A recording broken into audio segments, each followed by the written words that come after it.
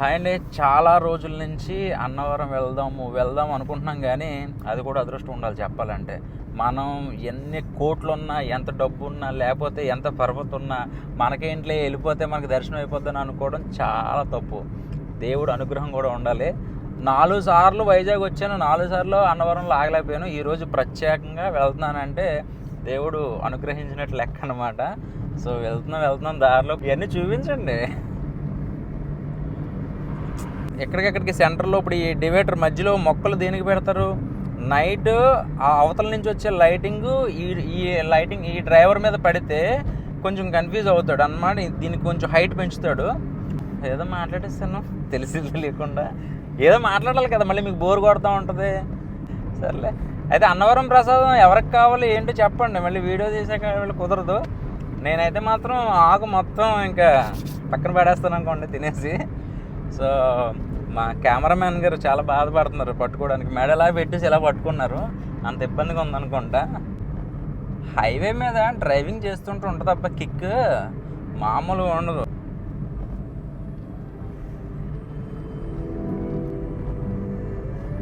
అబ్బా అసలు ఆ కొండలు చూడండి, అసలు మామూలుగా లేదు. ఈ కింద నుంచి ట్రైన్ యలమంచిలి టు వైజాగ్, కలకత్తా, నర్సీపట్నం మొత్తం అడ్డు రోడ్డు దగ్గరలో ఉన్నాం అనమాట.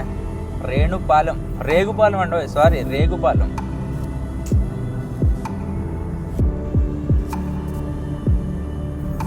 బాగుంది కదా. వైజాగ్ నుంచి రాజమండ్రి ఓకే బాగుందని అనుకునేవాళ్ళం, కానీ ఇప్పుడు రాజమండ్రి అంటే దివాన్ చెరువు నుంచి ఇంకా అసలు చూసుకోగల విజయవాడ దాకా నాన్ స్టాప్ హైవే వేస్తాడు కదా కొవ్వూరు నుంచి. అసలు మనోళ్ళు అంటే నేను స్లోగానే వెళ్తున్నానండి, 80 మించట్లేదు. చాలామంది హైవే చూడగానే రెచ్చిపోతూ ఉంటారు. అంటే నేను సీనియరే డ్రైవింగ్లో, కానీ ఏంటంటే కొంచెం స్లోగా వెళ్తే మైలేజ్ పరంగా కూడా బాగా వస్తుంది కదా. ఉంది కదా అని చెప్పేసి మనం తొక్కుకుంటూ వెళ్ళిపోయాం అనుకోండి, ఒక అరగంట లేట్ అవుతుంది అంతే. సో స్లోగా వెళ్దాము. ఇది అక్కడ ఆల్రెడీ బోర్డులు పెట్టారు చూసారు, ఇక్కడ ప్రమాదపు హెచ్చరిక అని చెప్పేసి. ఇదిగోండి ఇక్కడ మనకి ఈ హైవేలో వచ్చిన తలనొప్పి ఏంటంటే, నక్కపల్లి అని ఒక ఊరు ఉంటుంది, అలాగే తుని, మధ్యలో ఈ చిన్న చిన్న ఊళ్ళు ఉండడం వల్ల అలాంటి చోట ప్రమాదాలు జరుగుతున్నాయి. ఎందుకంటే ఒక్క నిమిషం ఆగితే ఏ గొడవ ఉండదు, వీళ్ళు మొండిగా వెళ్ళిపోతున్నారు. అది కూడా కొంచెం ప్రమాదానికి కారణమవుతుంది. సో కొంచెం జాగ్రత్త వహిస్తే బాగుంటుందని నేను అనుకుంటున్నాను, అందరూ అనుకుంటున్నాము. సరే, ఇవన్నీ ఎందుకులే, మన గుడికి వెళ్తున్నాం కదా, అలాంటి విషయాల కన్నా ముందు గుడి గురించి మాట్లాడదాము. గుడికి వెళ్ళిపోయాక ముందు ప్రసాదం దగ్గర నుంచి మీకు వీడియో రివీల్ చేస్తాను. అప్పుడు దాకా అన్నవరం వచ్చేసాం. చాలా వర్షంగా ఉంది, ఇప్పుడే తగ్గినట్టు ఉంది. ఇప్పుడు దాకా గట్టిగానే వర్షం పడింది. సో క్షేత్ర పాలకులకి ఫస్ట్ దర్శనం చేసుకుని తర్వాత మనం సత్యనారాయణ స్వామి దగ్గరికి వెళ్దాము.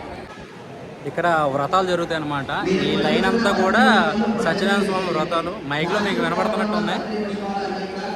ఈ లైన్ చివరి దాకా కూడా ఇదే, ఏ బ్లాక్ ఆ బ్లాక్ అనమాట. అయిపోయిన వెంబటే మళ్ళీ భక్తులు వచ్చేస్తూ ఉంటారు. సో ఏదైనా అన్నవరం సత్యనారాయణ స్వామి గుడి దగ్గరికి వస్తే మనసంతా కూడా చాలా ప్రశాంతంగా ఉంటుంది.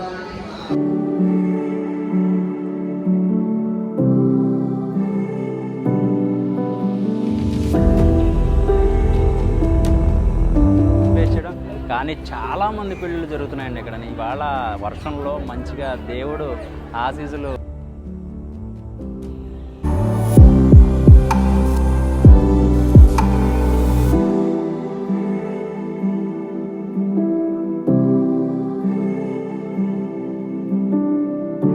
చాలా ప్రశాంతంగా ఉంటుంది. సో అన్నవరం వచ్చాక ఫస్ట్ ఈ గుడిని దర్శించుకుని సత్యనారాయణ స్వామి దగ్గరికి వెళ్ళాలని అంటారు చాలామంది. సో నిజంగా నైట్ ఇక్కడ చాలా పెళ్ళిళ్ళు జరిగినట్టు ఉన్నాయి. ఏంటో అందరికీ పెళ్ళిళ్ళు జరుగుతున్నాయి, నాకు మాత్రం అవ్వట్లేదు. సర్లే, ఎన్నెన్నో అనుకుంటే అన్నీ అవుతాయండి. కానీ గట్టిగా తెచ్చాను ప్రసాదం, మరి అలా ఉంటుంది అనుకుంటున్నారు. ఇంకా భోజనం కూడా చేయను, ఇంకా మొత్తం బా. ఇది వరకు అట్లా కట్టట్లేదండి. ఇది వరకు ఆకు, ఆ స్మెల్, ఆ ఫ్లేవర్ భలే ఉండేది. చిన్నప్పుడు ఈ మడతల్లో ఉంటాయి చూసారా ప్రసాదాలు, అవి కూడా తినేసేవాడిని. మడతలు కూడా వదిలేవాడిని కాదు, అంత ఇష్టం అనమాట. ముందు నాకు పులిహార తినాలనిపిస్తుంది ఫస్ట్. ఇదేంటండి ఇప్పుడు ఇవన్నీ ఇప్పు అనుకోండి, పులిహార లేదా?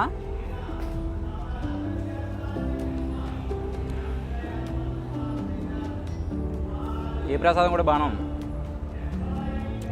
ఎక్కువ ప్రసాదం తిన్నాం అనుకోండి కొంచెం ఇది అసలు దాచుకుని ఒక 2 రోజులు ఫ్రిడ్జ్లో ఉంటుంది కాబట్టి ఫ్రిడ్జ్లో ఉన్నా కూడా పర్లేదు, ఏం నష్టమేం లేదు. ఇక్కడ నుంచి మరి ఎక్కడా లేట్ చేయకుండా సంచి చేతిలో పట్టుకొని పరుగు